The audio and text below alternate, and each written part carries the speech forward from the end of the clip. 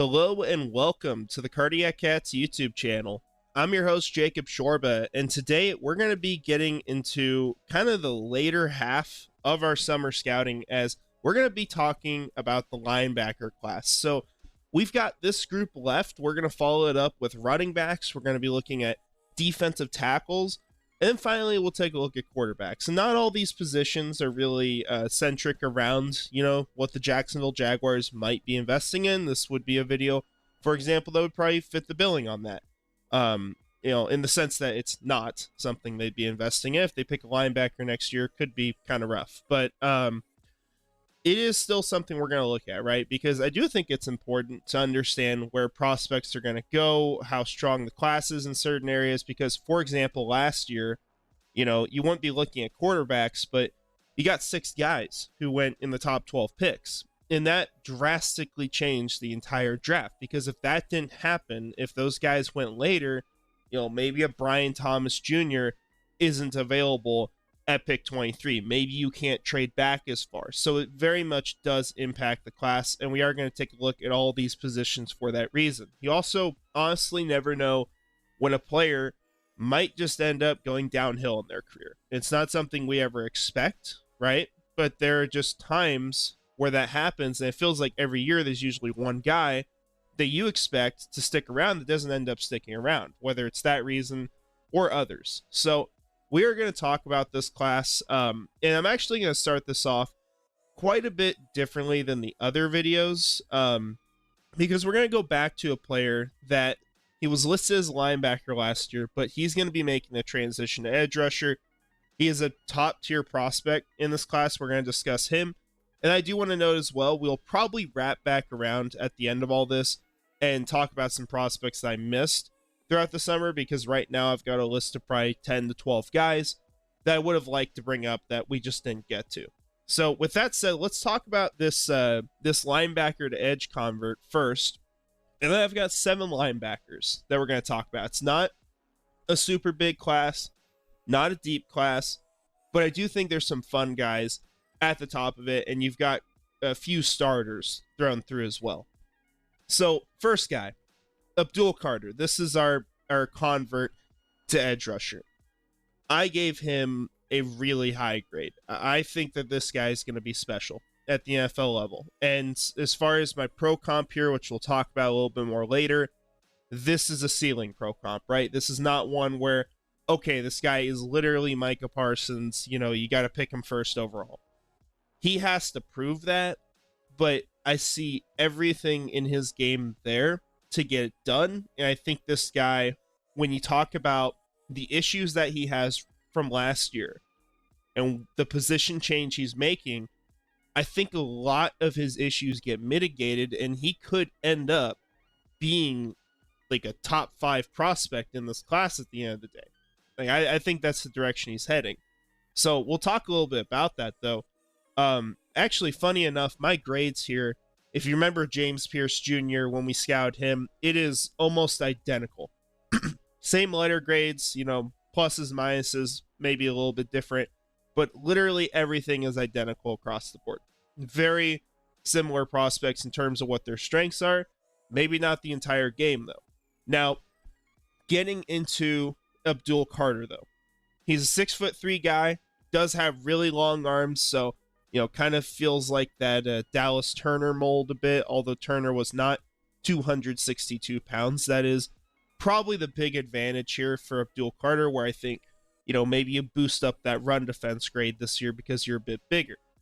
But Abdul, this is a great athlete. This is a guy who moves easily. He has fantastic arm length.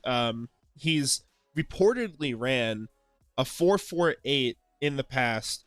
Well, he weighed 250 pounds. That's about where he was weighing playing linebacker. So it's impressive on film to see him move that fast at what is really one of the heaviest weights we're going to see at that position. I think this year I only have one guy so far who weighs over 250.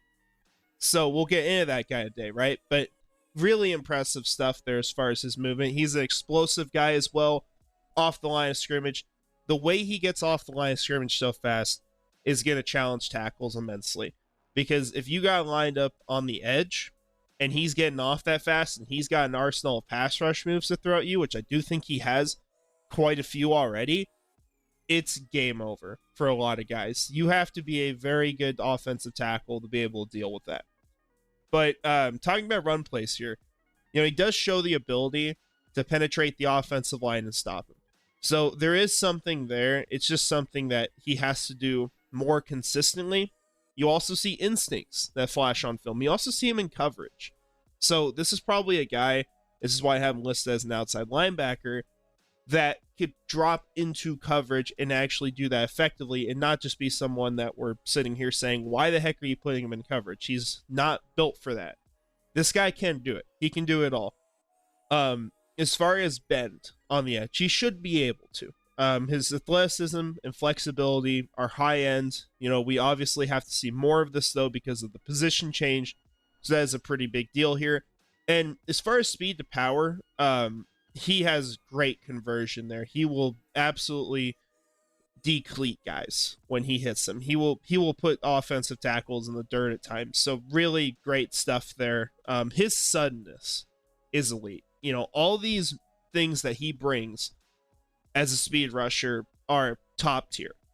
And the fact that he's 262 pounds right now is a huge deal, because if he can keep that movement, if he can keep his athleticism at that size, which just is a 12-pound difference for him based off what he was before, I think he could keep all those things and also be a really good power rusher. So for me right now, this is the guy I'm watching in round one. This is a guy that, even if maybe he doesn't reach that full potential this year, probably a guy I'm taking a chance on and expecting better in the NFL. It's very hard for me to imagine a world where Abdul Carter isn't a great player at the next level. Now, just getting into the concerns here, because it isn't perfect grades across the board, right? This is a player moving to a brand new position this year. Abdul Carter does need to anticipate where the run is going better. Now, getting back to what I was talking about, where maybe this position change will help with some of these things. If you're on the edge against the run, you don't have as many things you have to predict as maybe if you're playing linebacker. Because a lot of the time, you're just being asked to set the edge. And if he can get off blocks and watch where the running back's going, and if the running back goes his way, he can get off, he's going to be fine. This problem will go away. But if you're playing linebacker, you got to choose the right hole. I think you require a bit more against the run.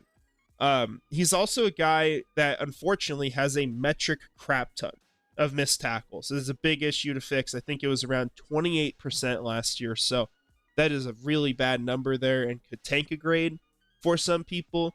But I do think as well, this is something where hopefully with things being a little more in a phone booth, if guys are heading his way, he can try to improve this rating. I think it's going to get better. I don't think it'll be perfect, but this is another thing I think to expect. He's also someone that sometimes he doesn't play with a ton of urgency when it's the end of a play and maybe there's other guys tackling. He's not someone who's going to have that crazy high motor at those moments to go help on the tackle. This is a minor thing, but obviously sometimes it can really backfire.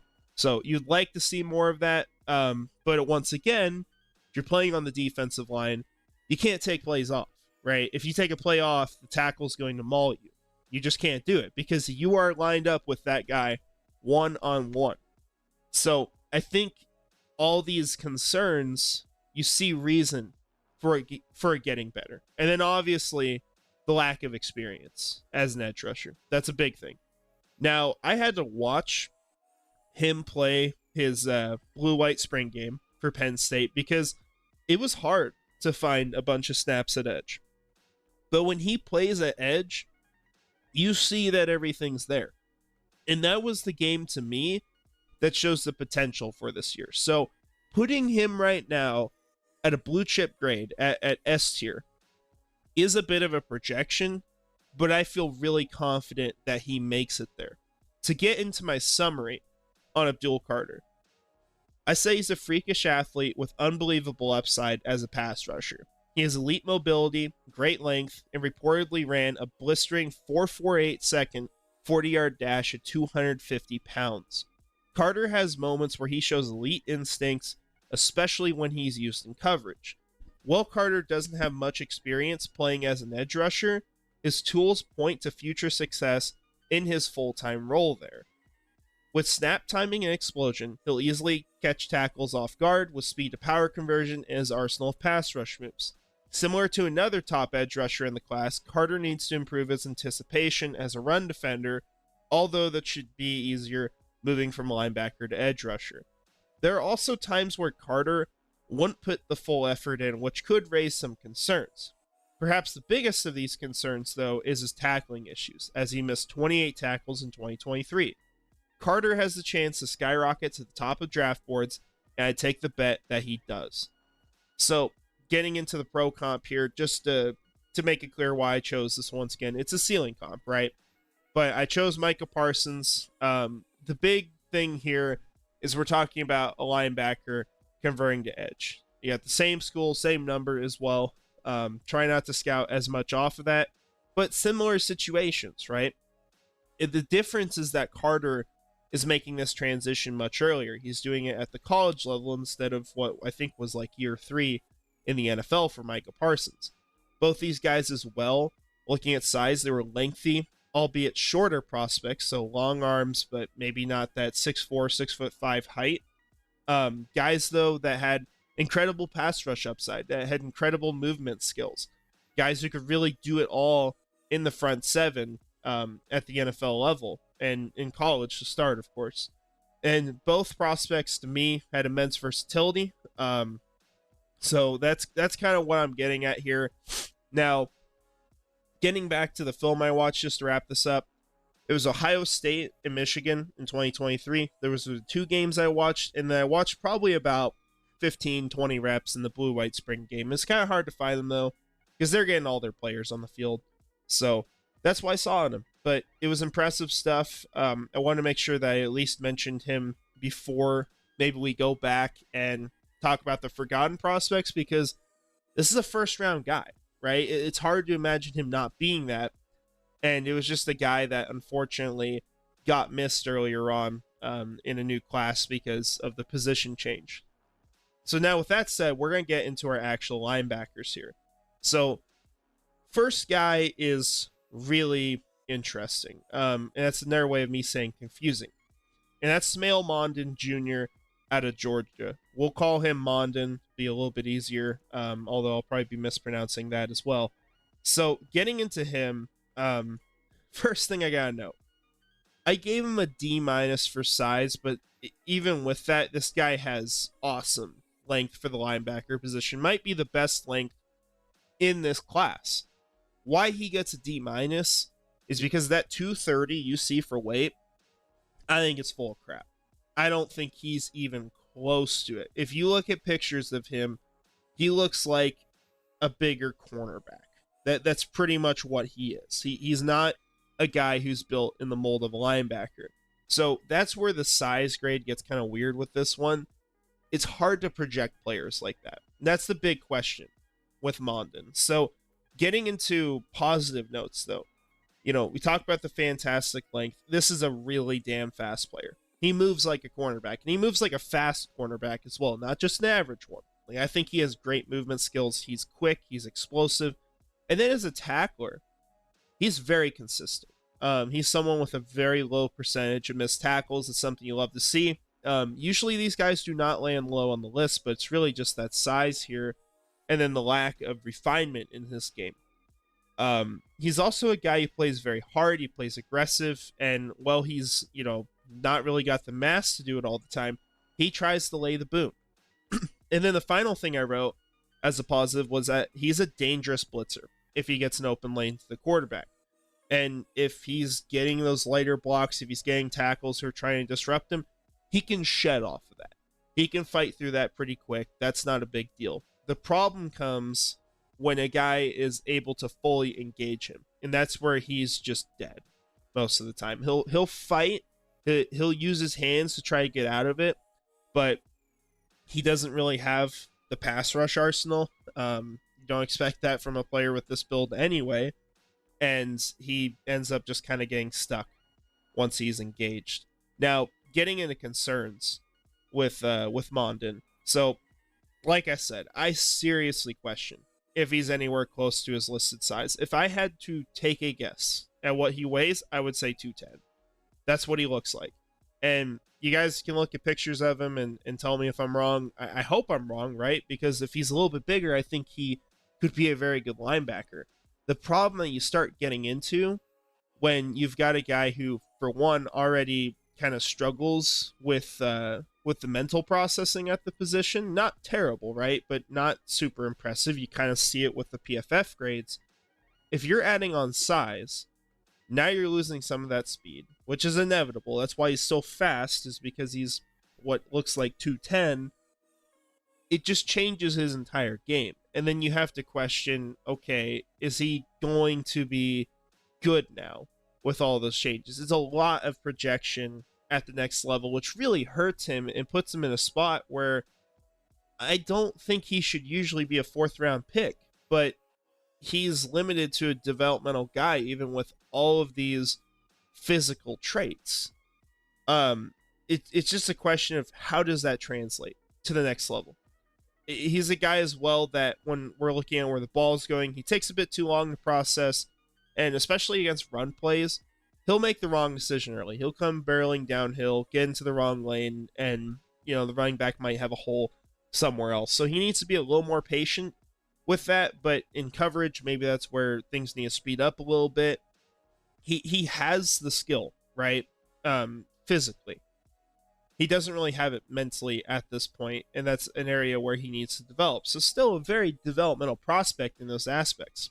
He's also someone that, well, I think he's like solid in run defense, not terrible or anything. I don't think he's a game changer. I don't think he's a guy who's going to make huge plays for you. I think he'll make the tackles when he's there, but he's not always there. And the final concern I wrote for him, which kind of comes into the summary, I question if he's playing the right decision. Playing the right position. It's still early in the morning. Please forgive me.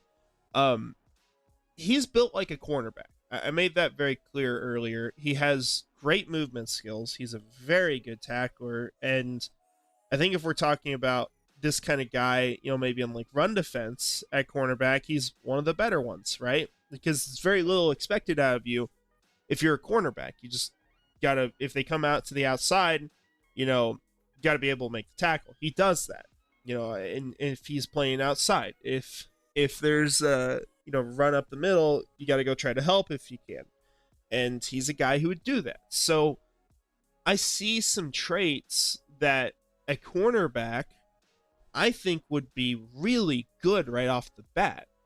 The obvious issue is, okay, now this player is moving to a position that he's never played. He's not really someone who's going to be instinctual in coverage. He's not going to be able to guess where breaks are going to be.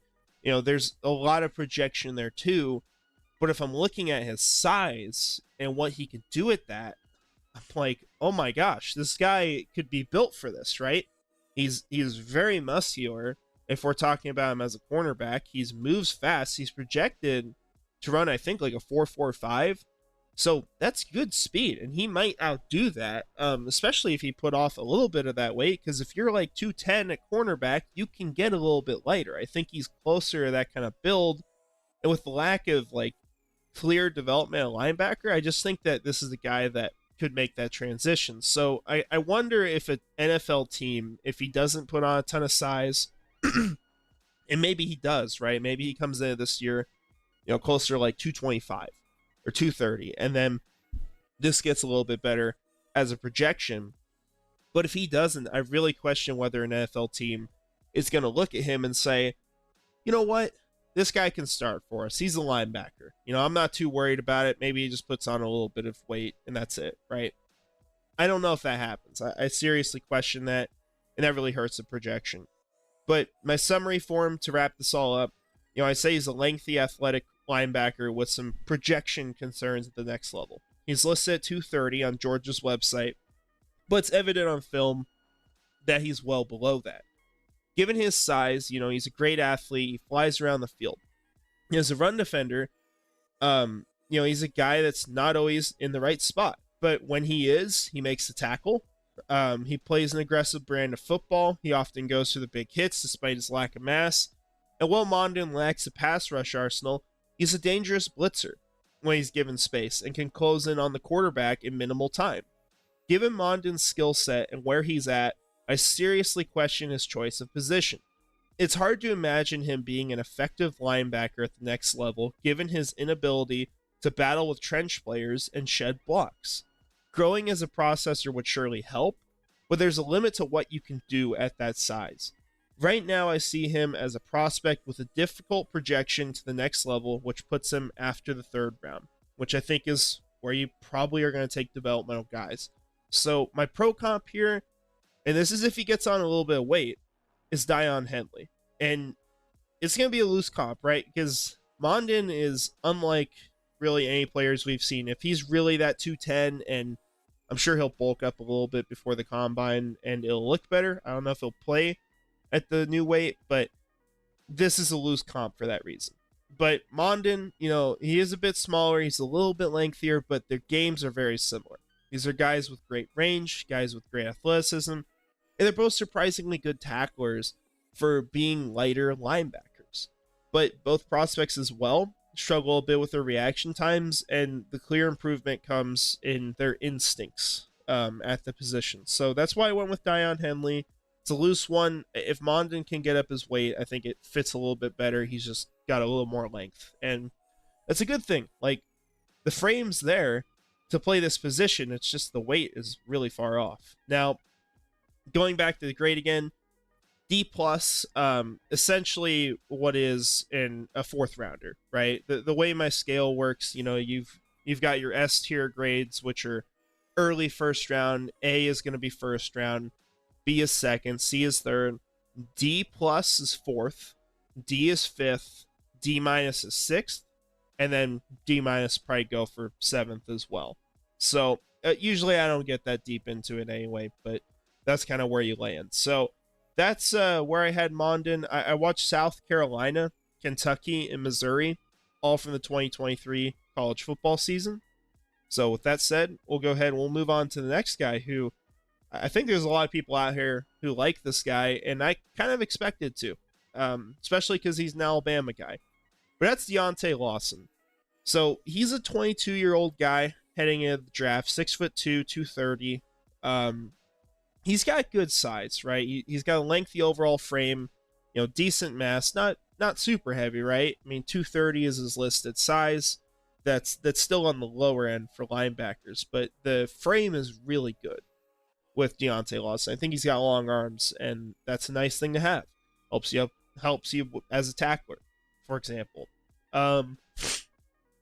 Getting into positives, though, this is a guy who has very good acceleration. He's consistently involved against the run. In run defense, he does a good job. He moves downhill in the right places. That's an important part of it, right? His active hands and juice as a pass rusher. And on Alabama's defense, this is a leader. This is a guy that people look to. He filled in the role of guys who were leaving a few years ago, and he's had that role since. So if you're looking for a guy to command your defense, Lawson is one of those people. He also is someone who has a physical element to his game.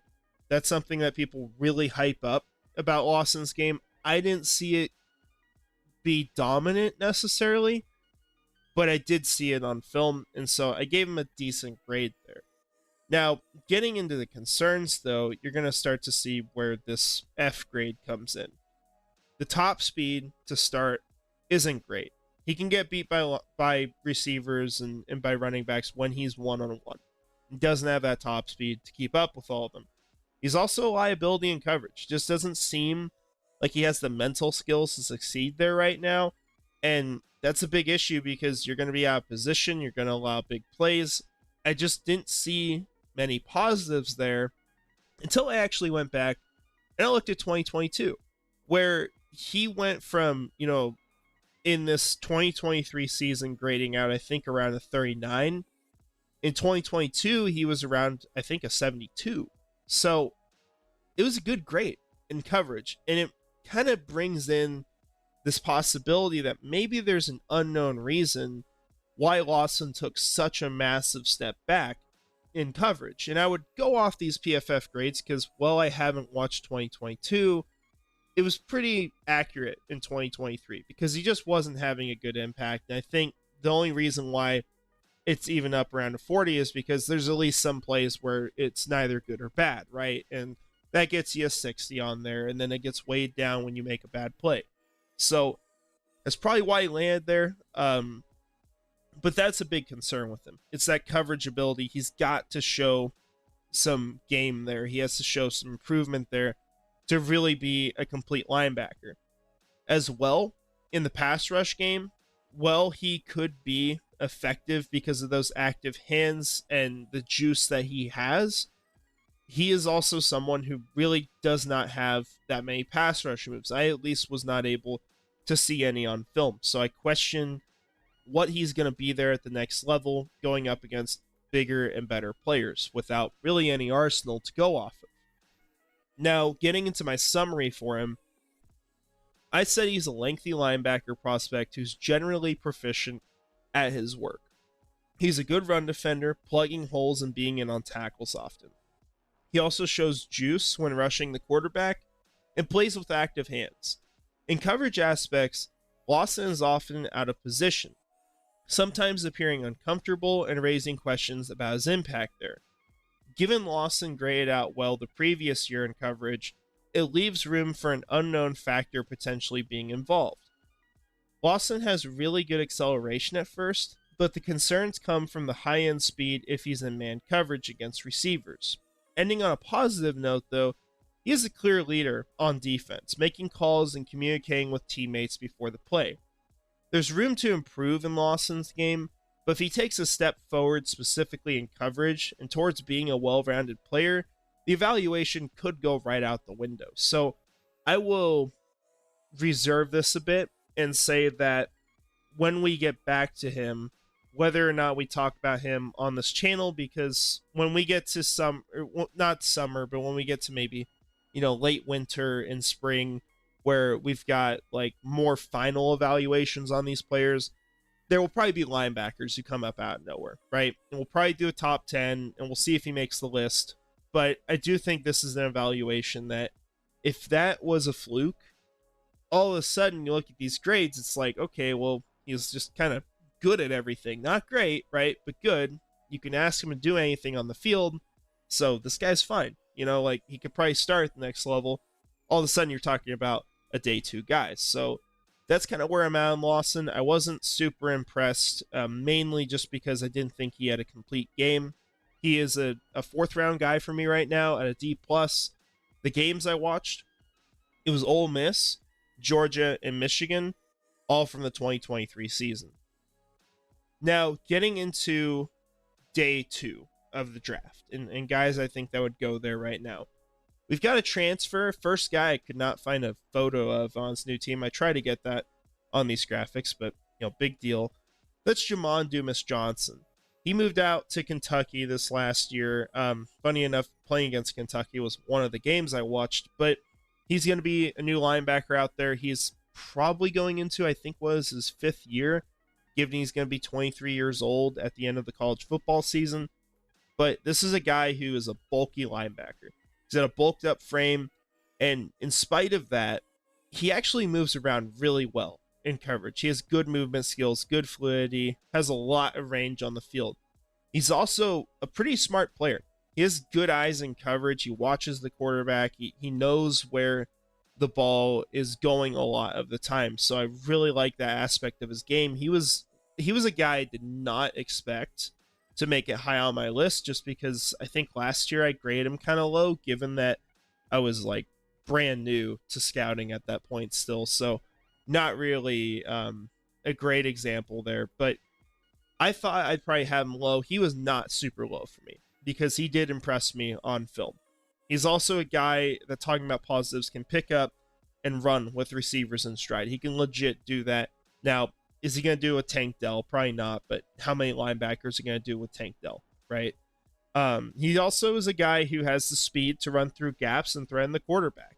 Not going to be someone we're going to talk about having a great pass rush plan or upside in that regard, but he does have speed and he can get through those gaps. And you see a lot of those opportunities for linebackers anyway. So he can do it. That's a good thing. And the final thing, well, he's not always on target. It kind of gets into that first concern I'll mention. He is a strong tackler. He is a guy that when he can get contact with a ball carrier, he's going to bring him down. He's going to be tough at that point. Now, getting into the concerns, like I just kind of alluded to, he has a few too many missed tackles. He is not as consistent as you want to see in that regard. He's also a guy who doesn't really have a pass rush plan. He gets stuck on blockers once he gets engaged with them. So, got to be one of these linebackers that just needs a clear path to get to the quarterback, because anything else is just hoping to God speed to power somehow uproots a guy that's over 50 pounds heavier. So, that's kind of a concern there. You want to see him develop and become a more well-rounded player, because those guys, the ones that have a legit pass rush arsenal and can threaten in that way, they're going to be more valuable. They're also going to get paid more at the next level. You know, because you look at just what edge rushers are paid to simply go after the quarterback. We're talking about $34 million a year, I think was the highest contract. So that's a big part of what you want on defense. And if they can specialize in that, if they can be strong in that, that's going to drive up the value. But Jamon Dumas-Johnson, not really one of those guys. And while he's instinctual, he's not a guy who forces that many turnovers. Not that common. I think maybe he had like one forced fumble. Yeah, in 2022 he did. And 2 pass breakups that year as well. And that's all he's done. He didn't have anything in 2023. So not a guy who's going to be necessarily a game changer in those regards. And probably the last big thing, the physicality for being a linebacker did not stand out. You're about to see there's a lot of S tier grades coming and in the physicality column. Probably too many, to be fair, because it doesn't really differentiate the level they're all at. But this is a physical linebacker class at the top, and that is one of the things I think separates Dumas-Johnson from those guys, is that he just doesn't have that much of it. Now, getting into the summary, I said he's a bulky linebacker who should be an early starter in the NFL. Despite his frame, he's shifty in coverage, he has good movement skills, and he's a smart player who flashes instincts at times, processes plays well, and he's often found positioned well in coverage. As a run defender, he's patient, he lets the play develop, and meets the ball carrier in the lane for the tackle. While the projection does start to dampen with Dumas-Johnson, where it starts to dampen with Dumas-Johnson is going to be as a blitzer. He's often neutralized, lacking pass rush moves, and he gets stuck on blockers. He also has a surprising lack of physicality for his size, not standing out in that aspect on film. Another aspect that limits Dumas-Johnson is his lack of turnovers, having 2 pass breakups and 1 forced fumble in 2022 with nothing to follow. It's not hard to imagine Dumas-Johnson getting on the field and being a solid starter tasked to patrol the box, but anything more is a question mark at this point of his career. So we'll see if things change in Kentucky. That's definitely possible. Sometimes the grass is truly greener, but that's kind of where I was on that. My pro comp for him was Noah Sewell.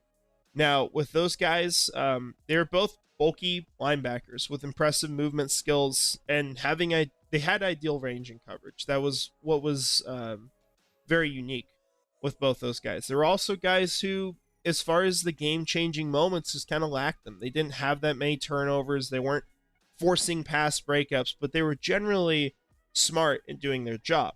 The big difference between Noah Sewell and Jamon Dumas-Johnson, though, is that Sewell was a more developed pass rusher. So if Dumas-Johnson grows there, probably a better comp, but that is a key distinction between these two guys. I also realize with Deontae Lawson, I didn't really mention the pro comp, but I had Christian Harris for him. It was something where we talked about size, good length, lighter frames. Both guys who play with physicality had a good presence in the run game and as pass rushers, but they struggled in coverage and Harris was a guy that actually improved there at the NFL level in this last year. He actually had an atrocious first season, according to PFF, but from that point on, things have gotten better for him. But I just wanted to go back to that really quick. I realized I forgot it. And then getting into the overall grade for Jamon Dumas-Johnson, I had a C, so I've got him as a middle of the third round guy. I think he's just a solid starter at this point who can do most of everything, but he's not going to be a game changer because he doesn't have that pass rush skill. He doesn't have the turnovers. But if you want a guy you can put on the field and rely on to do their job, this is the guy. I think he's going to be that guy in the class. I watched South Carolina, Kentucky, and Missouri for his film. All games he was with Georgia for.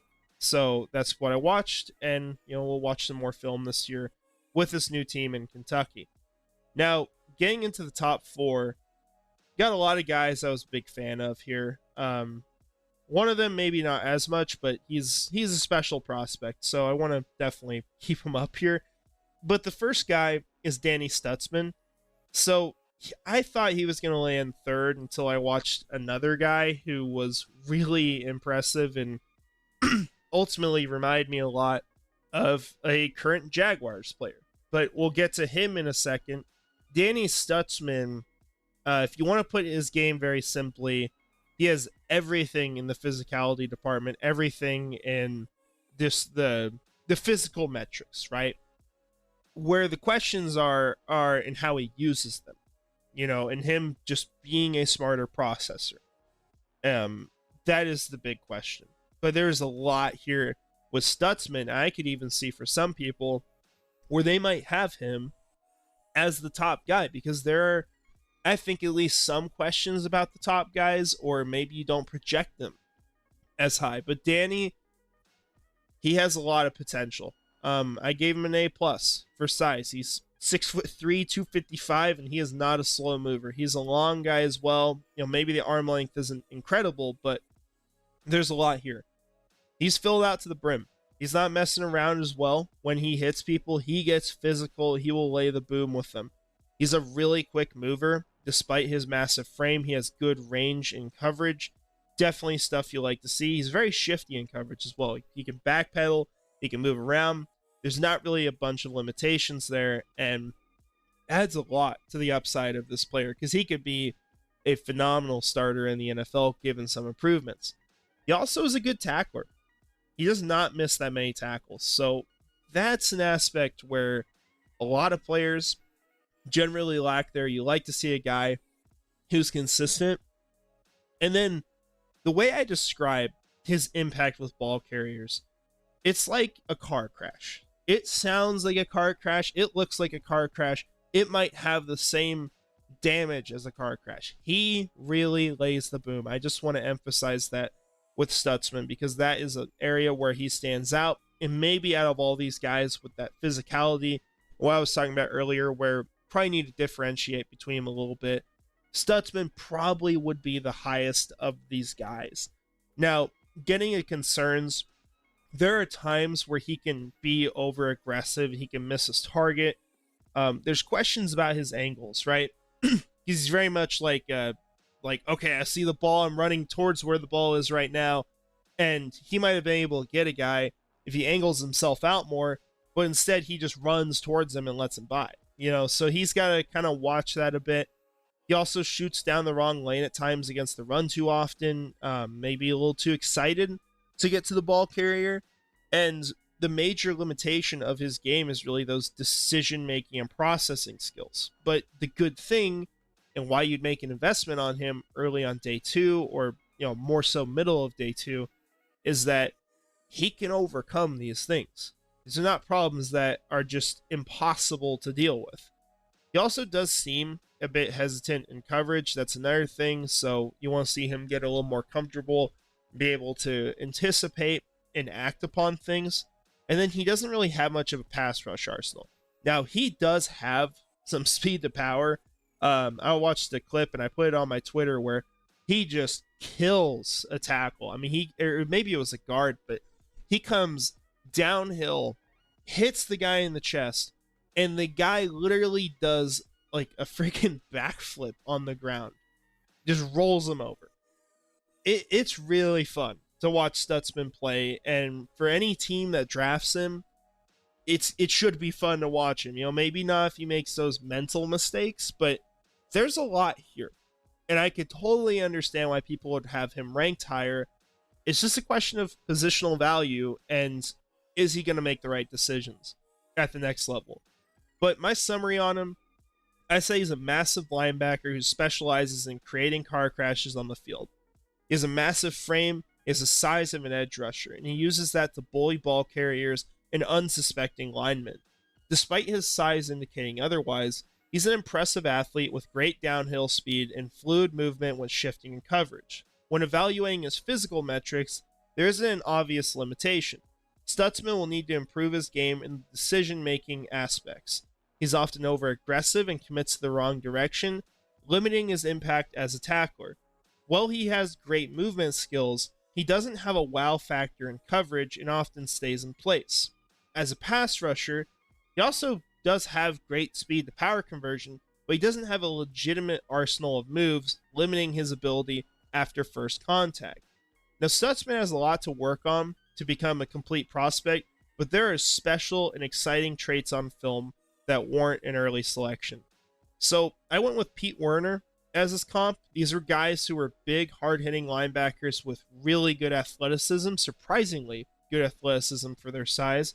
They're both guys as well, though, that the questions were about their deficiencies in mental processing. They might take poor angles or get fooled by misdirections, and so that's where they both needed to improve. I haven't really followed Pete Werner's career because he's a Saints player, not really a team I watch much.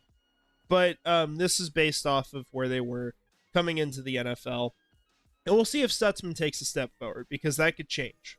But I gave him a middle of the second round grade, and my film for him, I watched SMU, Texas, and Arizona, all from the 2023 college football season.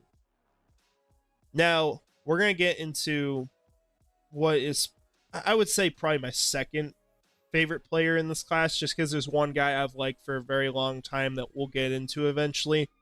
But someone I became a big fan of watching him yesterday was Jay Higgins. This guy, I think it was like the second snap I watched him, I was like, holy shit, it's Foye Oluokun. And he plays like him.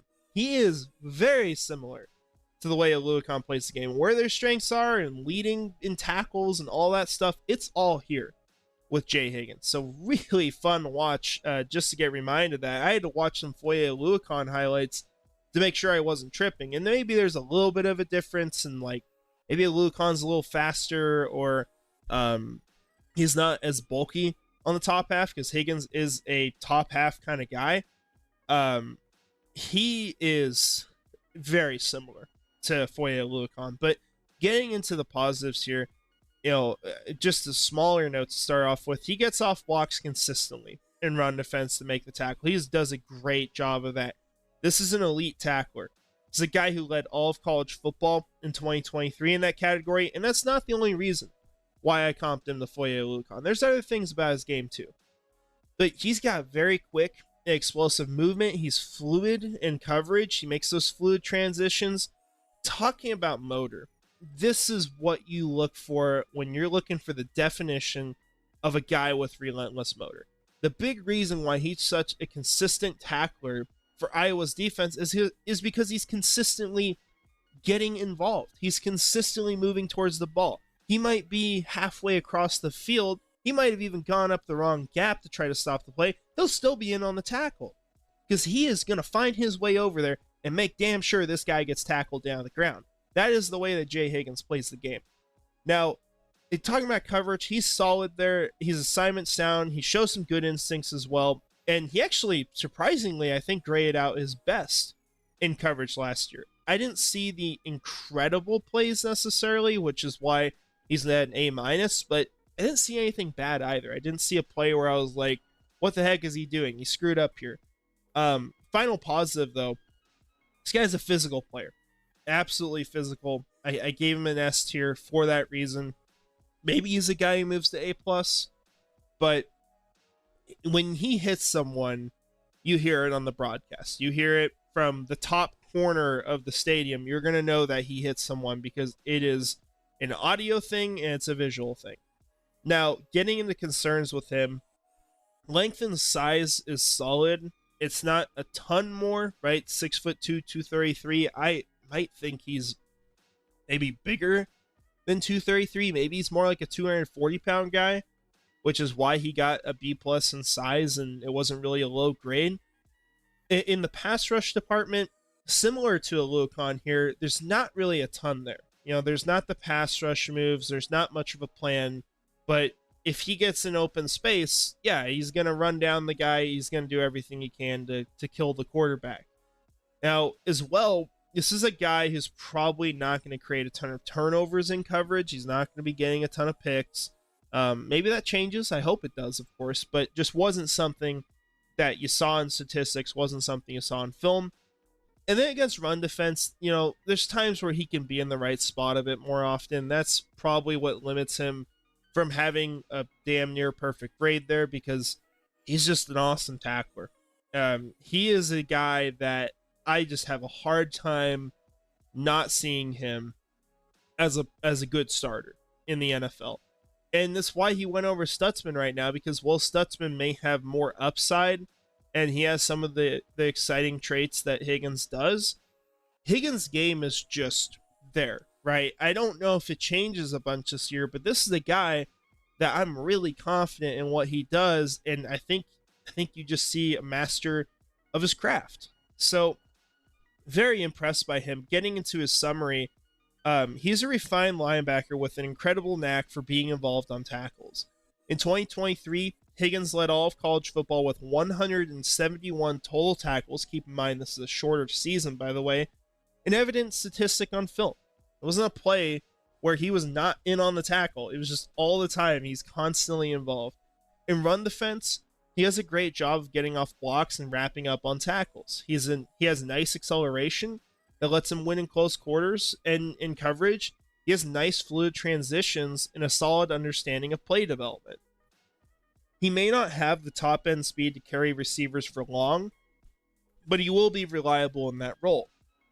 Higgins is a physically imposing player, perhaps heavier than listed, and packs a punch that can be heard from anywhere in the stadium.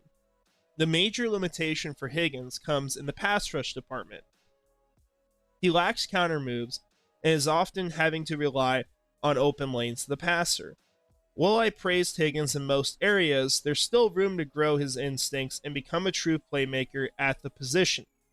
With that said, I still project him as a good starter at the next level. So I went with Foye Aluakon here. I already said that. Just to get back into it, though, identical builds, very similar skill sets. Both players thrive in the tackling department, and they don't just thrive there.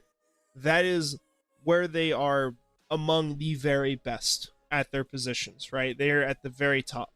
These were guys that were also impressive in most areas of their game, but ultimately what limits him and what keeps him from being, a guy that, I hype up and then say he's a first round prospect, what keeps him from being that is that he doesn't really have much in the pass rush department.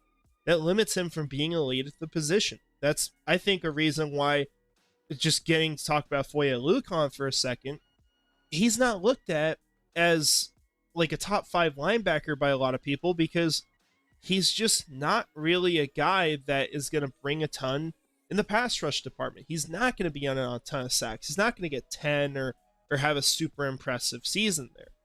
He is a guy that's going to thrive in run defense. He's going to thrive in coverage, but that's going to be the limitation in his game. It's kind of the same thing for Jay Higgins here, where that just limits the upside, because if you're talking about a Micah Parsons playing linebacker, and obviously he's changed positions now, but why he's looked at as like the best guy there potentially is because, well, he's gonna get sacks, he's gonna come downhill and be able to get through the offensive line and disrupt in that way too. And sacks usually end drives. Batting a pass doesn't always end a drive, so there's more value in that.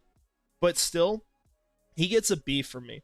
I think that if things somehow did go south with Foye, and they won't, I really don't think that'll be the case. And plus, you have one more year guaranteed, I believe, on his deal after this season. This would be a perfect replacement, but I think it's going to come one draft class too early for when they would realistically consider it. And you don't want two of the same players on the field. So I don't know how much he'd fit Jacksonville this year, but talking about a guy who could play that role absolutely makes sense.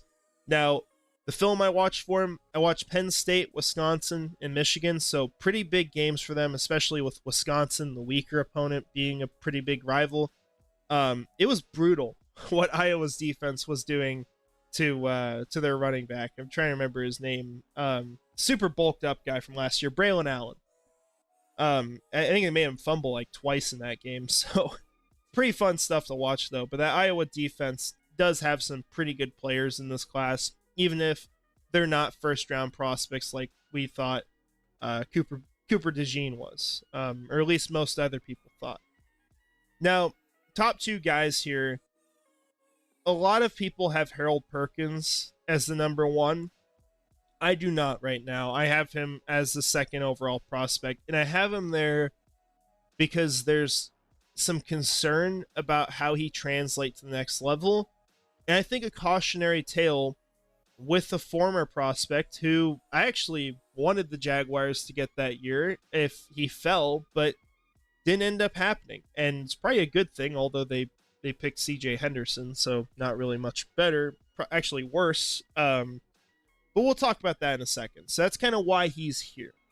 But to get into positives with him, well, he's apparently undersized, right? 6'1", 220. He's supposed to be a small guy. Doesn't always look like it on film. He is a muscular guy. It's pretty much all muscle. So I'm not super concerned about the size. He is not afraid to get physical. This guy will lay the boom. He will hit people hard. He's a borderline generational athlete as well. I might, at some point, actually have to throw in a grade for that, because the way he moves, I would give other people that S-tier athleticism, but I think Perkins is a step above. His speed is ridiculous. Like, this guy, I don't know where he's ran before, but he could probably run the 4.3s. He could probably run the low 4.3s, and hell, might even be faster than that. But it's absurd what you see, and it could be something that gets a team to bite on him even in the middle of the first round. We could see something like that. But really great stuff there. Ridiculous speed, acceleration, change of direction ability is incredible. He also has immense range in coverage, and he keeps moving towards the ball on plays. He's not a guy who's going to give up. He's not a guy who's just going to stand around and wait for it to happen. He's also phenomenal when he's asked to play quarterback spy. If you're in a division with quarterbacks who can run the ball, quarterbacks who are going to threaten in that way, this is a guy that you're going to tell before the game, hey, we want you to spy the quarterback, we want you to keep him out of this. He will not let it happen. Ignore my alarm there.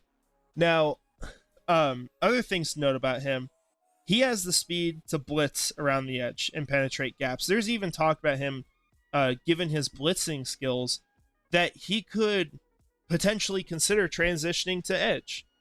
Now, I'm not there. He's 6'1" and 220 pounds, but it says a lot about his ability as a pass rusher and the upside that's there. Now, he's also a guy who's forced multiple fumbles in each season so far. I think it was like 7 over the last 2 years, so great stuff there. And while he's 10 pounds lighter than Edgerrin Cooper was last year, he was my linebacker 1 and a player I was a huge fan of, this guy can throw players. He will throw you through the air. He will throw you down. It has nothing to do with that listed size. The way he plays is very different. I'm not worried at all about him being at 220. I think it's fine right now. Could he put on more weight? Sure, but it's not a huge concern for the way he plays the game. And the final positive I wrote for him was that he has the quickness and explosion to blow up zone blocking schemes while trailing. So when they get these blockers on the move, if he's the guy on the opposite side, if they're running away from him, he has that stupid fast speed to kill those plays. Because while that running back's waiting for the lane to open and maybe slowing down to stay behind the blockers, Perkins is going to get there. He's going to hit him in the backfield. So Another little thing there that I really liked about his game. Now, concerns is where this conversation flips quite a bit, because so far we've talked about a guy who's like a probably a blue chip prospect at that position. Given I wouldn't give him that grade, just because my grading scale is what round you're going, right? And a blue chip prospect at a linebacker is just not going to go in the top 5 of a draft. It's just not going to happen unless you're a convert, like maybe an Abdul Carter. Now, talking about the concerns, the frame isn't really much of a positive, especially for a guy who gets playing time on the edge. Now, talking about that, we'll get into that now. He needs to settle into one role. He has played everywhere as a player. He's played as an edge rusher, he's played as a linebacker, and I believe he's played quite a bit as a slot cornerback.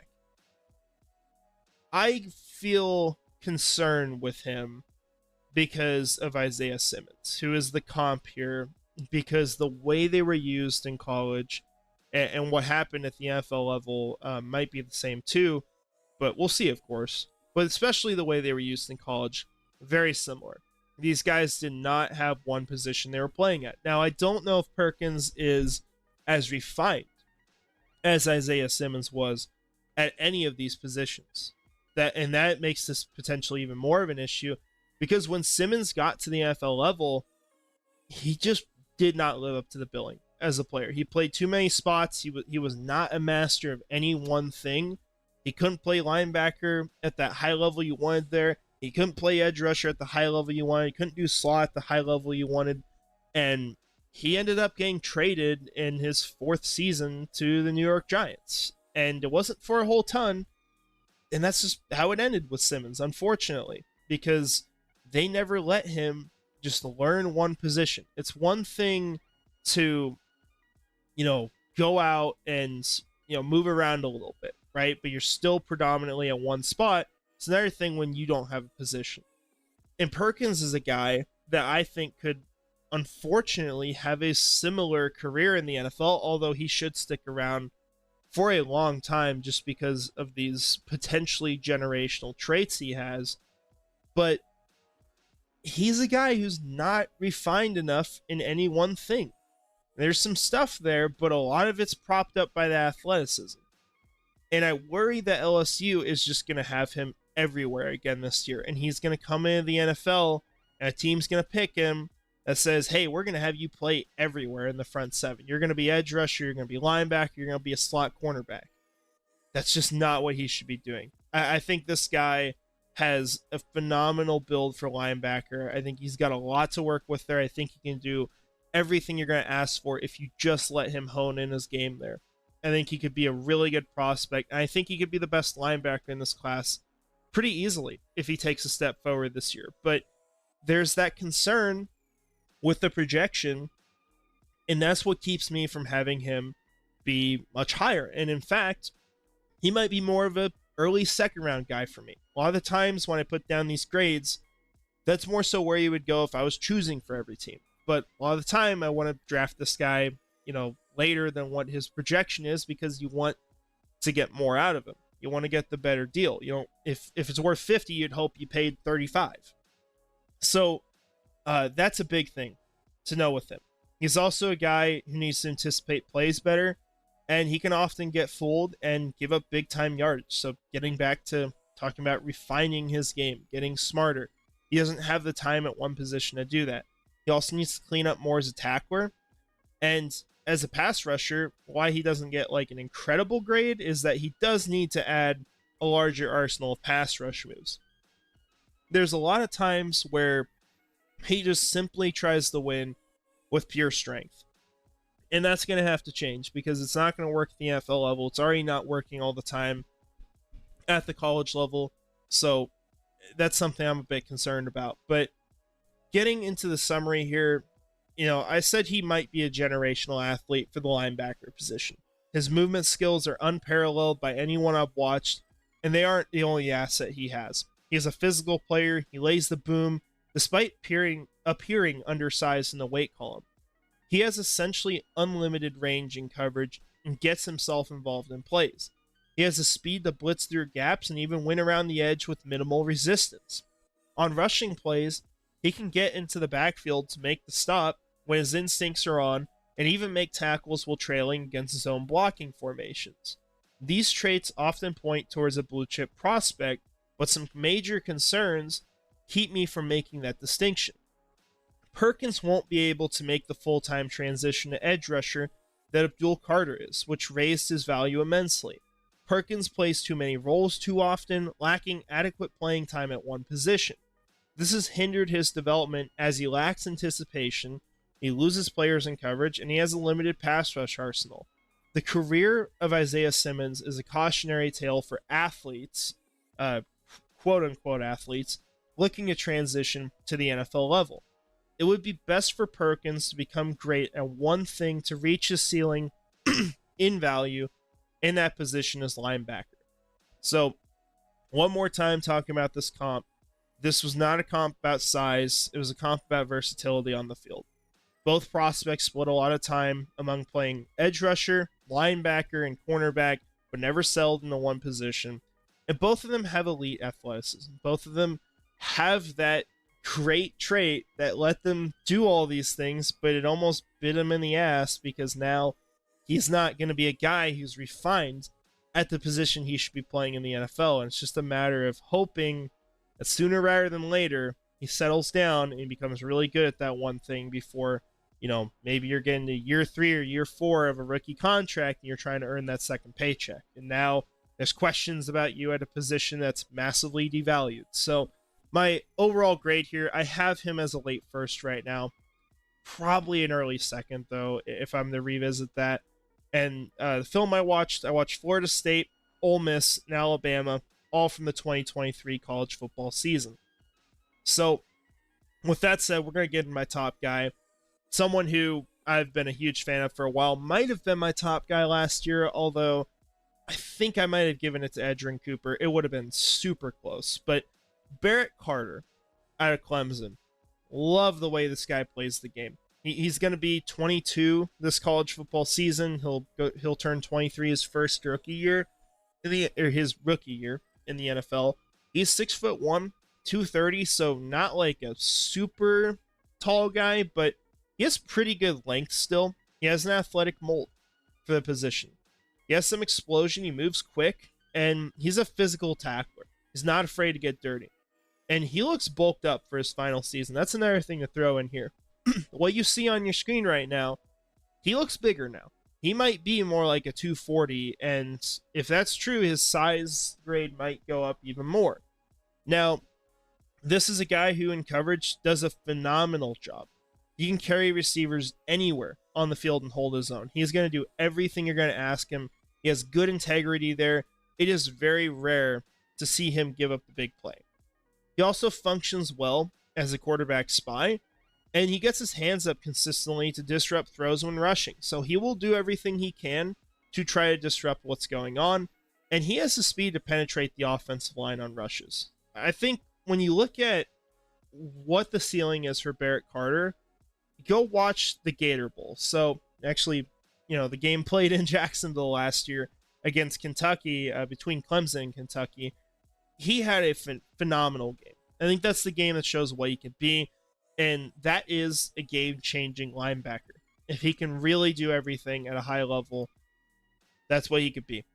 Now, concerns, I didn't list a ton of things here, but they're pretty relatively fair concerns, and not huge, but notable. He has a lot of missed tackles. Not a good grade there.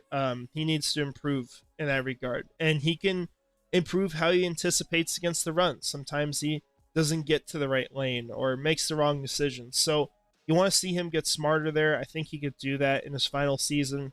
And then as a pass rusher, like a lot of these guys, not much of a plan there. You don't have to have a huge arsenal as the linebacker, unless you're going to convert to playing edge. And that's not going to happen here with Carter. So he just needs to have more of a plan there and be able to throw a little bit more at these offensive linemen to get to the quarterback. But that's what you'd like to see.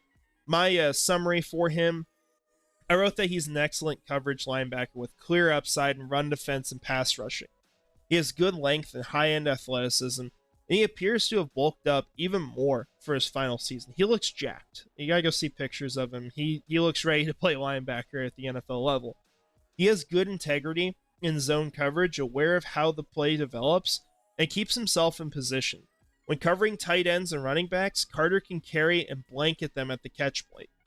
He was probably the guy that I actually ended up seeing the most times on film of any of these guys actually carrying someone in coverage, and I mean it. Every single time those guys were blanketed, he did not allow separation. As a pass rusher, Carter must develop an arsenal of moves as he often seeks to win through gap penetration. He can also improve his run defense as he often misdiagnoses the play and gets out of position. Finally, Carter had a high percentage of missed tackles in 2023, so he'll need to clear that up before declaring. Carter ended last season on a strong note and showed what he can be, a true game changer. If he takes a step forward in other duties outside of coverage, Carter could be selected in the first round. Now, shout out to Dustin Mosier for this comp here, because I was having a hard time with it. He comped him to Jonathan Vilma, and I just went ahead and ran with that. The comp here, talking about how they're similar, these are guys with similar frames. They're short, stouter guys with impressive athleticism and really good football intelligence. They're also both prospects who found their success primarily through coverage, guys that really succeeded there, but they were also akin to making plays when rushing the passer or stopping the run, even if that wasn't always the top attribute. There was something there. So right now, Carter is, well, I have Perkins as a late first. Like I said, probably more of an early second. If I could go change that now, probably will at some point. But Carter's a late first for me. I think he gets in. I just think he's going to be a really good starter at the NFL level. My film I watched for him, I watched Florida State. I watched NC State, so I think North Carolina State, and then Kentucky. So he was fun. I've been a fan for a while. Might have been LB1 last year. He was, at least at the time that he decided to return, because I hadn't watched Cooper yet. But very good stuff in Carter's game, and definitely recommend to go check him out. So that's what I've got here. I appreciate you guys all joining me today. We've got, right now, I think, like I said, 3 more positions. So we're looking at running backs, defensive tackles, and quarterbacks. And so we'll see. I might not put quarterbacks out. I probably will. And then we'll go back through and we'll look at some of the prospects that maybe got missed during the cycle. Like I said, got 10 to 12 guys that probably fit the billing there. But overall for this linebacker class, there's some fun guys at the top. Guys I think can be good starters, but this is probably one of the weaker classes. Not a lot of impressive guys. And there were 2 people that I wanted to scout, but just could not find a lot of film on. Jason Henderson out of Old Dominion, literally no film online. You have to watch highlights of games. And if you're watching highlights of games, that kind of sways things towards him probably being better than he is, because you're going to get his highlights on there. So that wasn't ideal. I couldn't really watch him. Plus, it's Old Dominion. I'm going to let that just kind of happen, and maybe I can go see him at the Senior Bowl. The other guy, trying to remember who his name was. Oh, Jack Kaiser out of Notre Dame. I've heard some hype with him, but I didn't throw him on because he's I think a 6th-year guy that hasn't started full-time. And everything I found of him was like run defense. So I wasn't able to really get a good evaluation on him when I started, so I just left him out of there. But if you guys have thoughts on those players, definitely let me know. I'm sure at some point they'll get added if they have a good season, but probably not summer scouting guys for me. So that's what I've got. I appreciate y'all joining me. We'll have hopefully some more Jaguar-centric content this week and some things happening there. But that's all I've got. Have a great rest of your day. And finally, go Jags.